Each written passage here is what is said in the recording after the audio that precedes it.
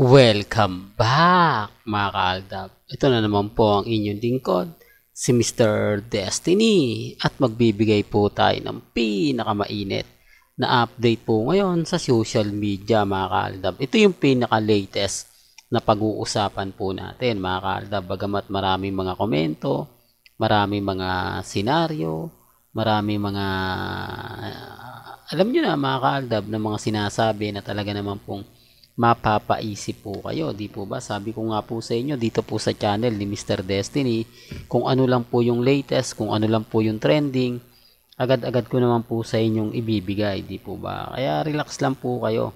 Sa dami po ng mga nagtatanong, nagko-komento, di po ba? Patungkol kina Alden Richards at kay Maine Mendoza. Dito naglalabasan yung mga guilty, lalo na nga po ngayon na sinasabi po natin na nasa Japan nga po ngayon si Alden Richards. Siguro mga kaaldab, tapos na yung bonding moment nila sa South Korea at sa Japan naman po. Ito po yung pinaka-latest post ni Christopher Martin na nag-comment nga po si Alden Richards na sa Japan din po daw siya. Di po ba? Pero sabi ko nga po sa inyo, wala namang punto na Japan talaga. Di po ba? Alam ko mga kaaldab, marami mambabas na naman po sa atin, marami magkokomento, marami magsasabi ng ganito ganyan, di po ba? Sabi ko nga po sa inyo, may kanya-kanya tayong pananaw, may kanya-kanya tayong opinion. Sa mga ayaw pong mag-react o ayaw pong magkomento ng pumapabor sa Aldab, hindi ko po kayo masisisi kasi ibabash din po kayo lalo na po sa Facebook. Grabe, no? Sinasabi ko lang po ito sa mga ayaw pong sa galit na galit po sa update natin. Nakakatuwa naman po, no? Yung komento nila, bakit sinabi ba sa'yo, Mr. Destiny, na nandyan sila sa South Korea, Japan, nakasama niya si Mengay? Ito yung mga bitter na bitter. Bakit hindi na lang po Aldab yung pag-usapan ninyo?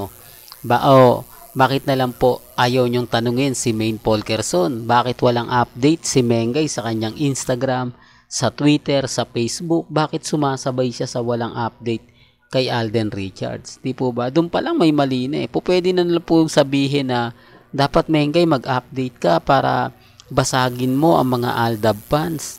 Para kumbaga malaman na andito ka sa Pilipinas at wala ka sa Japan o sa South Korea. Di po ba? Kaya nga sabi ko sa inyo, may kanya-kanya tayong pananaw. May kanya-kanya tayong opinion.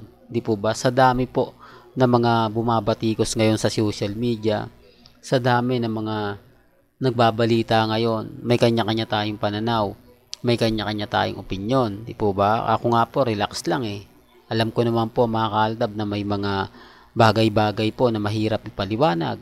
Lalo na po ngayon, di po ba, na yung post nga po ni Christopher Martin na pasok ka na sa school, ba't di ka naka-school shoes? Di po ba? Mga komento na sinasabi ni Christopher Martin na nasa Japan siya. Kaya nga po sabi ko po sa inyo, may mga bagay-bagay na bonding moment din po na magkakabarkada.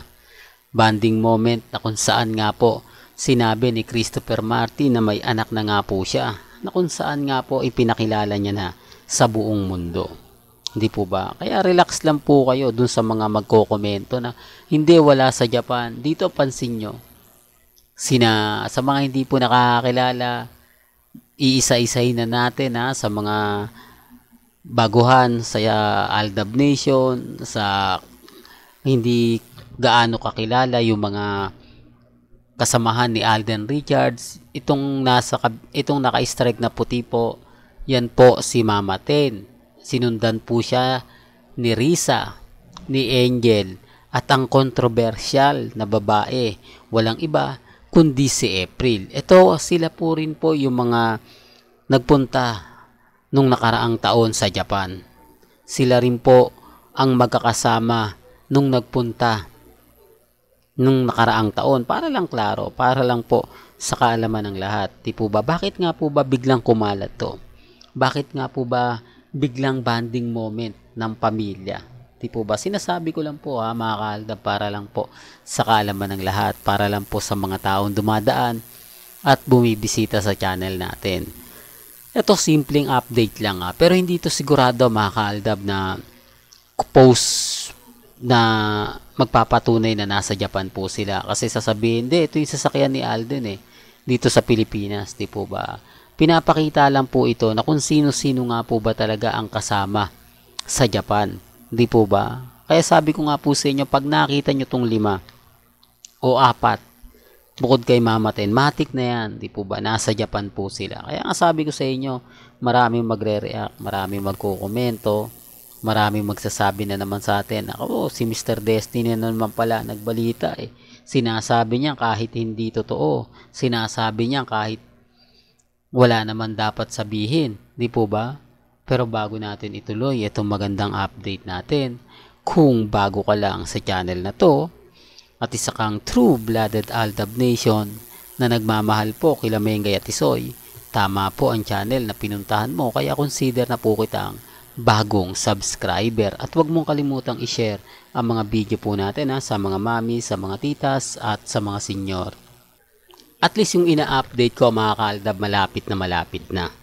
Kumbaga dito wala nang duda mga kaaldab na kung saan nga po ito yung mga sinasabi ko, nangyari po ito nakaraang taon lang, 2022 o 2023, na kung saan nga po sa Japan nga po nagpasko ang pamilya Paul Carson. Kaya huwag niyo sasabihin sa akin mga ka-Aldab o sa mga dumadaan na kumbaga ginagamit ko lang po yung Aldab. Since 2015, matik na yan. Subaybay na po ako.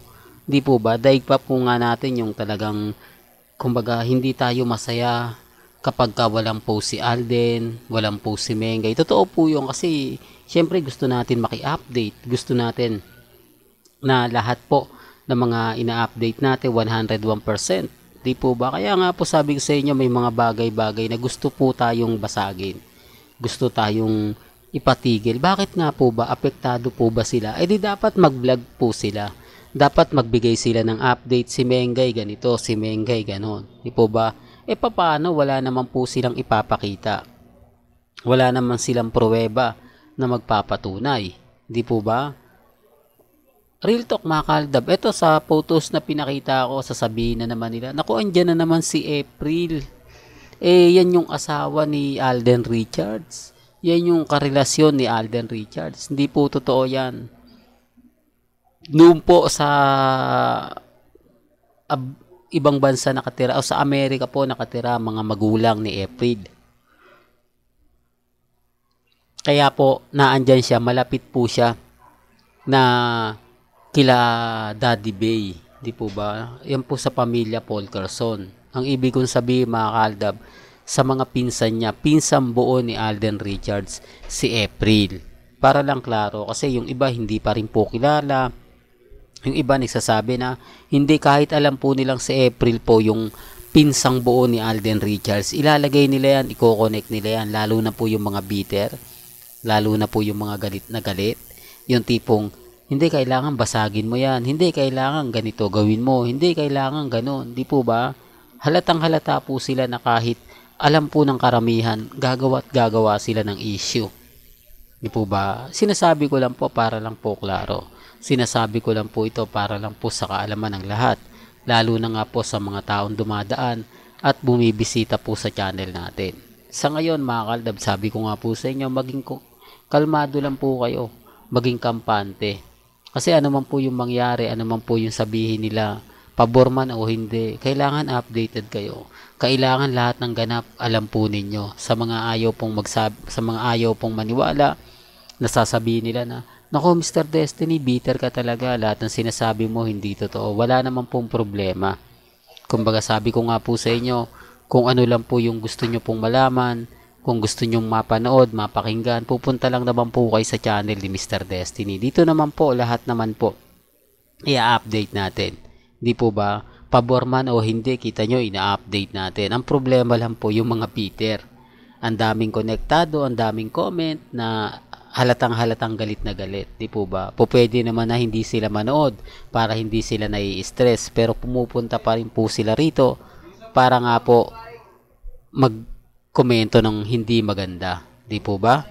Well, hanggang dito na lang po ang ating latest updates. Kaya kung gusto nyo pa po ng pinaka-latest at sariwang update, abay tumutok lang po kayo dito po sa channel ni Mr. Destiny para updated po kayo sa mga latest at sa mga bagong video po na ilalabas po natin maya-maya lang. Hanggang sa muli, salamat po sa panonood at pakikinig.